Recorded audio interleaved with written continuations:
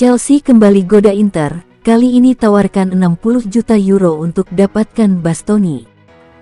Inter Milan kembali menjadi pusat perhatian pada bursa transfer musim panas ini. Seperti dilaporkan La Gazzetta dello Sport, klub harus menghadapi sejumlah tawaran untuk pemain kunci mereka, termasuk dari Chelsea yang mengincar Alessandro Bastoni.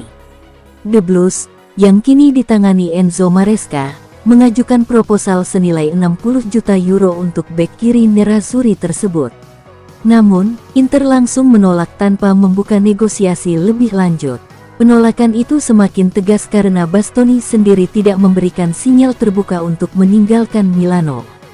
Selain Bastoni, Davide Frattesi juga menarik perhatian dari Liga Inggris. Newcastle United dilaporkan berminat, tetapi klub Inggris itu tidak mampu memenuhi permintaan Inter sebesar 40 juta euro. Situasi ini membuat peluang transfer semakin mengecil menjelang penutupan bursa. Frattesi sempat disebut bisa menjadi bagian dari rencana transfer Ademola Lookman, namun dengan kegagalan negosiasi, posisinya di skuad justru semakin vital.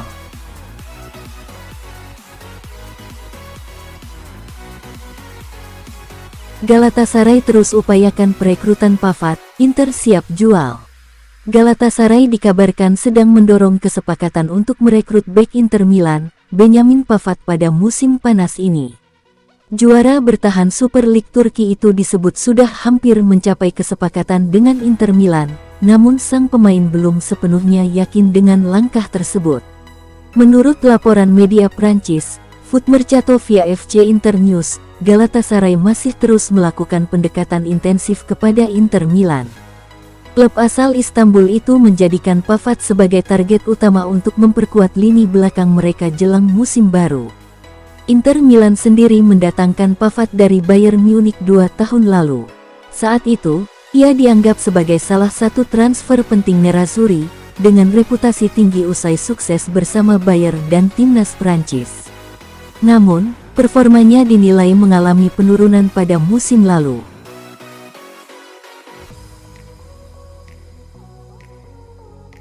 Hasil pertandingan AC Milan versus Cremonese, debut Luka Modric dinodai ketangguhan Emil Audero.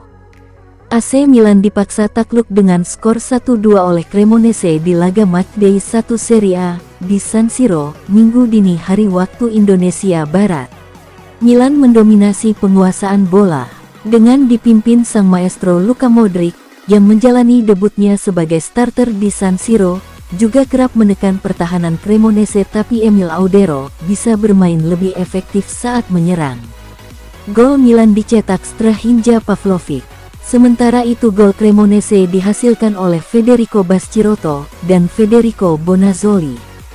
Hasil ini membuat Milan harus nangkring di posisi 18, sementara itu Cremonese ada di peringkat 2, klasemen sementara Liga Italia dengan koleksi 3 poin.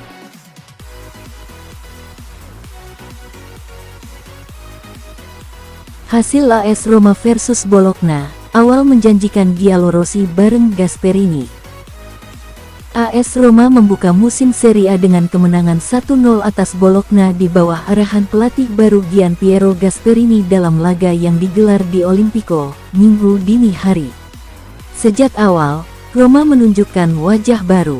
Gasperini langsung memberi kepercayaan pada Evan Ferguson dan Wesley Franca di lini depan. Peluang pun bermunculan, mulai dari sundulan Ferguson yang nyaris masuk hingga sepakan Brian Cristante yang membentur tiang gawang. Roma akhirnya memecah kebuntuan di babak kedua.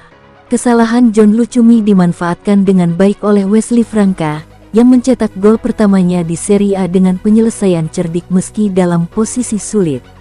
Kemenangan ini menandai awal yang manis bagi Gasperini bersama Giallorossi. Sementara bagi Bologna, laga ini meninggalkan luka mendalam dengan cedera yang bisa berdampak panjang pada perjalanan mereka musim ini.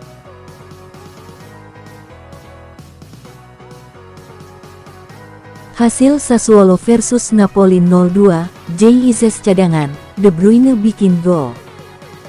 Napoli memulai musim baru Liga Italia pada Minggu dini hari dengan kemenangan meyakinkan 2-0 atas Sassuolo, yang kini diperkuat Kapten Timnas Indonesia, Jesus. Kedua gol Il Partenopei dicetak oleh Scott McTominay dan Kevin De Bruyne, yang membuat gol debutnya di Serie A. Skor 1-0 bertahan hingga babak pertama usai, meski McTominay nyaris menggandakan keunggulan pada menit akhir babak pertama, tapi tembakannya membentur mistar gawang. Gol kedua Napoli tercipta pada menit ke-57 melalui tendangan bebas Kevin De Bruyne. Bola hasil tendangannya meluncur langsung ke gawang tanpa bisa dihentikan Turati. Kemenangan ini menjadi modal positif Napoli untuk mengarungi musim baru Serie A, sementara Sassuolo harus segera bangkit untuk menghadapi laga-laga berikutnya.